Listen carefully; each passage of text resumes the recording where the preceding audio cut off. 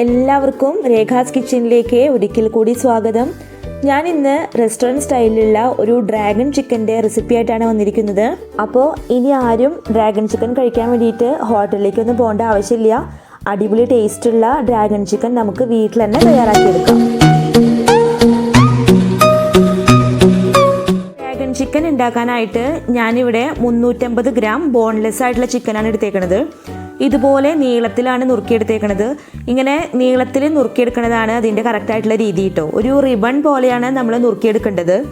ഇത് പേര് കേട്ടിട്ട് പേടിക്കേണ്ട ആവശ്യമൊന്നുമില്ല കേട്ടോ. നല്ല എളുപ്പത്തിൽ തയ്യാറാക്കാൻ പറ്റുന്ന ഒരു ചിക്കൻ്റെ റെസിപ്പിയാണിത്.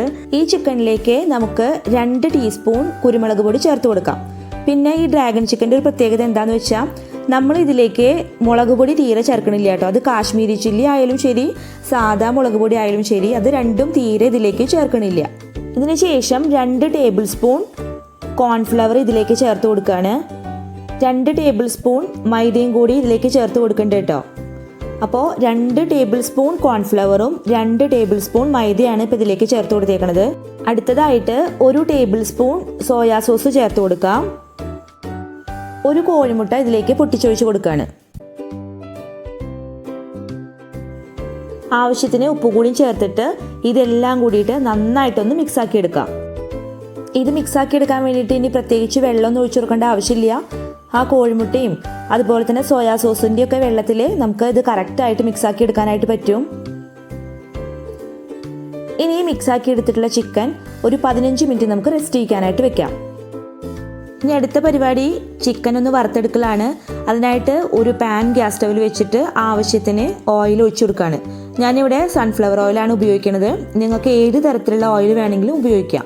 എണ്ണ നന്നായിട്ട് ചൂടായിട്ട് തുടങ്ങിയിട്ടുണ്ട്. ഇനി നമുക്ക് ഇതിലേക്ക് ചിക്കൻ്റെ പീസസ് ഇട്ട് കൊടുക്കാം. ഈ ചിക്കൻ പെട്ടെന്ന് തന്നെ ഫ്രൈ ആയിട്ട് കിട്ടും കേട്ടോ. കാരണം എന്താ വെച്ചെങ്കിൽ നമ്മളിത് നല്ല റിബൺ പോലെ ചെറുതാക്കിയിട്ടാണ് മുറിച്ചേക്കണത്. കൂടാതെ ഇതിൽ എല്ലൊന്നും ഇല്ലല്ലോ. അപ്പോൾ അതുകൊണ്ട് പെട്ടെന്ന് തന്നെ നമുക്ക് നന്നായിട്ട് ഫ്രൈ ആയിട്ട് കിട്ടും. അതുമാത്രമല്ല, ഇതുപോലെ നമ്മൾ തയ്യാറാക്കുന്ന സമയത്ത് തീരെ എണ്ണ കുടിക്കില്ല. അതുപോലെ തന്നെ ഇതിൻ്റെ മുകളിലത്തെ കോട്ടിംഗ് ഒക്കെ ചിക്കൻ്റെ മുകളിൽ കറക്റ്റായിട്ട് പറ്റി പിടിച്ചിരിക്കുകയും ചെയ്യും. അതാണ് കേട്ടോ, അതും കൂടി ഇതിൻ്റെ ഒരു പ്രത്യേകതയാണ്. ഇത് നന്നായിട്ട് ഫ്രൈ ആയിട്ട് വന്നിട്ടുണ്ട് കേട്ടോ. ഇനി നമുക്കൊരു പ്ലേറ്റിലേക്ക് കോരി മാറ്റി വയ്ക്കാം. അടുത്ത ബാച്ച് ചിക്കനും കൂടി നമുക്ക് ഇതുപോലെ തന്നെ വറുത്ത് കോരിയിട്ട് മാറ്റി വയ്ക്കാം. അടുത്തതായിട്ട് നമുക്ക് ഡ്രാഗൺ ചിക്കൻ്റെ മസാല തയ്യാറാക്കിയെടുക്കാം. അതിനായിട്ട് നമ്മൾ നേരത്തെ ചിക്കൻ വറുത്ത് കോരിയ അതേ എണ്ണയാണ് ഉപയോഗിക്കുന്നത്. ഒരു 3 ടേബിൾ സ്പൂൺ എണ്ണയാണ് ഇപ്പോൾ നമ്മൾ ഉപയോഗിക്കുന്നത്. 10 അല്ലി വെളുത്തുള്ളി ചെറുതാക്കി നുറുക്കിയത് ഈ എണ്ണയിലേക്ക് ഇട്ട് ഒന്ന് ഇളക്കിയെടുക്കാം. 6 വറ്റൽമുളക് നടു പൊട്ടിച്ചിട്ട് ഇതിലേക്ക് ചേർത്ത് കൊടുക്കുകയാണ്. ഇനി ഇതൊന്ന് മൂക്കുന്നത് വരെ ഒന്ന് വഴറ്റിയെടുക്കാം. ഇത് പെട്ടെന്ന് തന്നെ മൂത്ത് കിട്ടും കേട്ടോ, കരിഞ്ഞു പോവാനും പാടില്ല. അടുത്തത് സവാളയാണ് ചേർത്ത് കൊടുക്കുന്നത്. 2 സവാള നീളത്തിൽ അരിഞ്ഞതാണ് ഇവിടെ ചേർത്ത് കൊടുക്കുന്നത്. ഇത് ഒരുപാട് ബ്രൗൺ കളർ ആയിട്ടൊന്നും കിട്ടണ്ട കേട്ടോ, ജസ്റ്റ് ഒന്ന് ട്രാൻസ്പെറൻ്റ് ആയാൽ മാത്രം മതി. ഇനി ഇതിലേക്ക് കുറച്ച് കാഷ്യൂനട്ടും കൂടി ഞാനിപ്പോൾ ചേർക്കുന്നുണ്ട്. കാഷ്യൂനട്ട് വേണമെങ്കിൽ വറുത്തത് ഇതിലേക്ക് ചേർത്താലും കുഴപ്പമില്ല കേട്ടോ. ഞാനിത് പച്ച കാഷ്യൂനട്ടാണ്, ഒരു കയ്യ് കാഷ്യൂനട്ടാണ് ഇവിടെ എടുത്തേക്കുന്നത്. ഇത് ഈ സവാളയിൽ കിടന്നിട്ട് ഒന്ന് മൂത്ത് കിട്ടിയാൽ മാത്രം മതി. ഒരുപാട് മൂത്തിട്ട് ബ്രൗൺ കളർ ആവുമെന്ന് വേണ്ട. അടുത്തതായിട്ട് ചേർത്ത് കൊടുക്കുന്നത് ക്യാപ്സിക്കാണ്. ഞാനിവിടെ 1 ക്യാപ്സിക്കം നീളത്തിൽ നുറുക്കിയെടുത്തിട്ടുണ്ട്. അതുകൂടി ചേർത്തിട്ട് നന്നായിട്ടൊന്ന് ഇളക്കിയെടുക്കാം. ഈ ക്യാപ്സിക്കം ഒന്നും ഓവറായിട്ട് കുക്കാവാതെ ഇരിക്കാനായിട്ട് പ്രത്യേകം ശ്രദ്ധിക്കണം. ഇനി ഇതിലേക്ക് 1 ടേബിൾ സ്പൂൺ സോയാ സോസ് ചേർത്ത് കൊടുക്കാം. അതുപോലെ തന്നെ 1 ടേബിൾ സ്പൂൺ റെഡ് ചില്ലി സോസും കൂടി ചേർത്ത് കൊടുക്കാം. അടുത്തതായിട്ട് നമ്മൾ ചേർത്ത് കൊടുക്കാൻ പോണത് ടൊമാറ്റോ സോസാണ്. അതൊരു 2 ടേബിൾ സ്പൂൺ ചേർത്ത് കൊടുക്കുന്നുണ്ട് കേട്ടോ.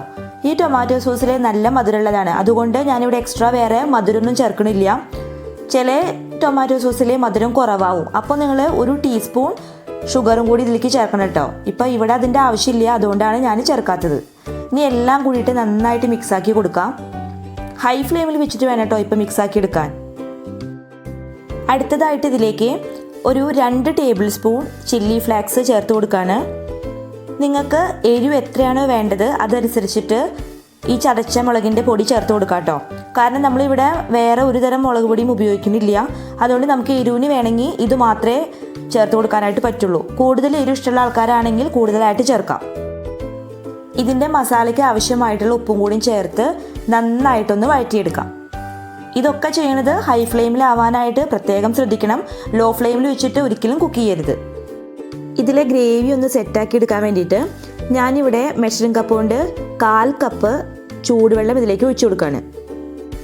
ഇനി ഇതെല്ലാം കൂടിയിട്ട് നന്നായിട്ടൊന്ന് തിളയ്ക്കുന്നത് വരെ നമുക്ക് വെയിറ്റ് ചെയ്യാം.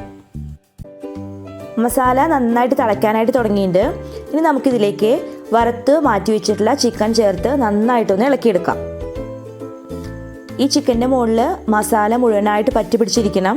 ഹൈ ഫ്ലെയിമിൽ നന്നായിട്ട് ഇളക്കിയെടുക്കാം. ഇതിലെ വെള്ളമൊക്കെ ഒന്ന് വറ്റി കിട്ടണ വരെ നമുക്ക് വെയിറ്റ് ചെയ്യാം കേട്ടോ.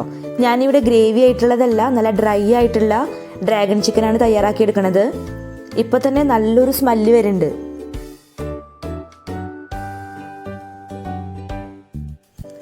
ഡ്രാഗൺ ചിക്കൻ്റെ വെള്ളമൊക്കെ നന്നായിട്ട് വറ്റി വന്നിട്ടുണ്ട്. ഇനി നമുക്ക് ഫ്ലെയിം ഓഫ് ആക്കി കൊടുക്കാം. അതിനുശേഷം ഒരു സെർവിങ് ഡിഷിലേക്ക് മാറ്റാം.